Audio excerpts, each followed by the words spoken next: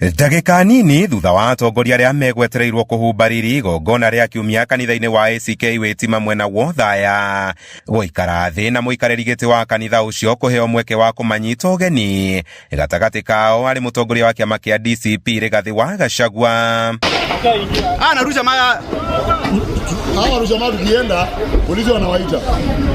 Nĩrĩo tharĩkĩro ĩno yambĩrĩirie na gĩthomo gĩa kiumia kanitha-inĩ ũcio gĩatharara.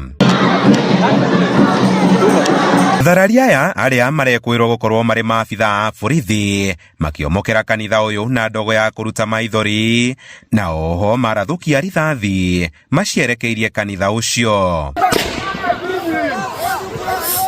Tharĩkĩro ĩno ĩrĩa yoire ndagĩka itanyihĩire 15 ĩgĩtiga hathara nene arĩ nĩ hamwe na gũcinwo kwa ngari ĩmwe ya iria Gachagua ahũthagĩra.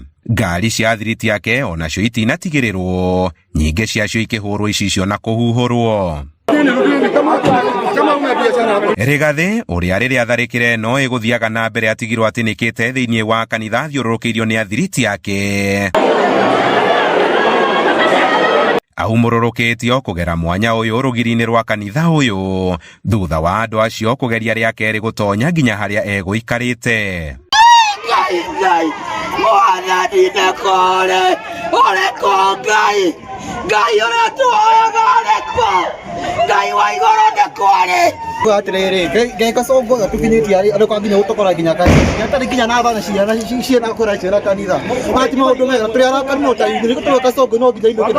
Mũnini ũcio wa president wa tene ũrĩa warĩtie thutha wa tharĩkĩra arĩ mũciĩ gwake wa Munyoro akuithĩtie President William Ruto mũrigo wa tharĩkĩro ĩyo. I am undeterred, I'm on board, I'm not intimidated.